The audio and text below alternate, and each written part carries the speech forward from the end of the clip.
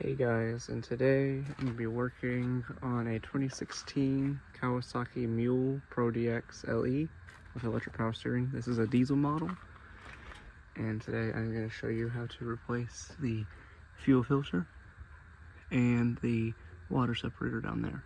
So let's get into it. First off, here are our part numbers. This is the fuel filter. And this is the water separator filter. You don't have to replace this one. Some people just clean it, but I'm going to replace it since this Mule has 10,000 kilometers on it. So let's go ahead and get it. Alright, so to get to the fuel filters, you will just come on either driver or passenger side and just pull up on the seat. And it'll come out, and right there they are. When you take this off, you'll unpop both sides and just flip it forward, as it is attached by 2 wires. So to start, we're going to want to turn off both of our master switches, which is just you twist this one clockwise and this one counterclockwise all the way. As we saw, it was like this, and now it's like this. So let's go ahead and remove this. Some fuel will spill out. Of course, that's why we close the valve, that way no more spills. This should just twist off. It will probably be quite stubborn, or not, for my case. So I'm going to go ahead and twist this off, and this whole assembly should fall off. Okay, I just want to make sure that everybody knows, because I just did this wrong. This way is tightening, this way is loosening. I know it's obvious after I look at it, but just make sure you don't do what I did, and I got it really tight unintentionally. So now, let me go ahead and get this off. Okay, so I went ahead and poured the fuel-filled filter housing into the drain pan. As we can see, there is quite a bit of crud in there, so I'll clean this out in a moment. But here is our old filter. I'll show you what I mean by this, but when it comes out, this housing will come down, but this will be still in the filter assembly, so you just pull it straight down. It's kind of on a rubber grommet, if you can see it in there. So we're going to go ahead and clean this up, and it's a little metal bolt type thing, and reinstall everything. Okay, so now I got this pretty clean. I sprayed some brake cleaner in here. I think if you just poured a little bit of rubbing alcohol in there and just swirled it around, it would have done the same thing. It was pretty loose in there, but if you have some brake cleaner, that would be good. I'll link some in the description, as I will all the parts I used. So let's go ahead and open up and compare our new part.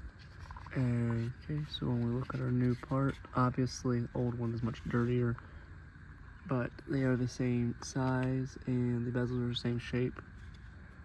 The part number for the OE is that.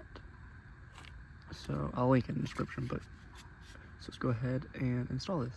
To reinstall the filter, it is the same as removing it. You just, when you get the filter housing off, it will just be sitting there like this, and you'll just pull straight down on it, and you just push up on it and reinstall it.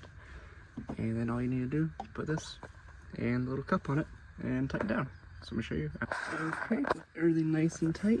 The filter's in there, and we're not. If you are not replacing your water filter for the fuel, you can just turn it back on, and that is it. So now let's move on to the water. This filter is held on the same way. Just unscrew it, and it'll drop down. So I'll show you after I unscrew that one and get the filter out. Now there's some sort of gel algae type thing. I do have an older diesel Mercedes, and it actually stopped working due to this issue where there's an algae growing on the strainer. So I believe this is going to happen to the same thing to this. So if you pull yours out and it looks similar to this, I would highly recommend just replacing it. Now if it's just clean and there's nothing on it, I guess you could just spray it off with some brake clean or some sort of alcohol-based cleaner and just put it back in. But I'm definitely going to be replacing this. And like the fuel filter housing, it is dirty as well, so I will be cleaning this out. So you will have to reuse this spring. Make sure you keep it. It goes in the bottom of the housing. I have cleaned both quite literally, and we are going to just drop it in there. And there's like a peg in there. Just make sure the spring is on that peg.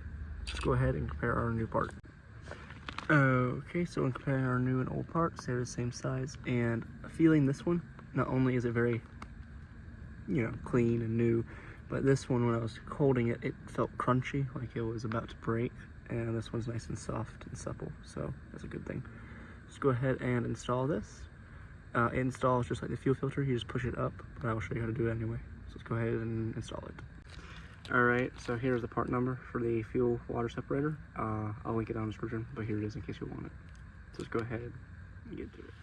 So when installing, you just simply push this up in there, just like that, and then we will go ahead and make sure our spring is centered. And then with our spring centered, or at least roughly, we can go ahead and install the filter. I have not tightened mine all the way, as you can see, because I can move it. It was a little bit hard to get on. Make sure you don't cross thread it, because this fuel line does kind of interfere with it, but you can get it if you just, you know, you get to maneuver it. But just make sure you can see right there, you can see the spring. Just make sure as you're tightening it that it stays upright, it doesn't fall over, because if it does, that can cause issues later down the road. So let me go ahead and get this all the way tight. When you first start it, it'll probably bog down just a little bit, but there probably is a special way or a proper way to bleed the air out of the system. But if you just prime it quite a few times so there's no air in either of these and you start it, it'll run a little rough. If you put it in neutral and just give it a little rev, a few revs, it should just cycle all the air out of the system and it should run just fine like this.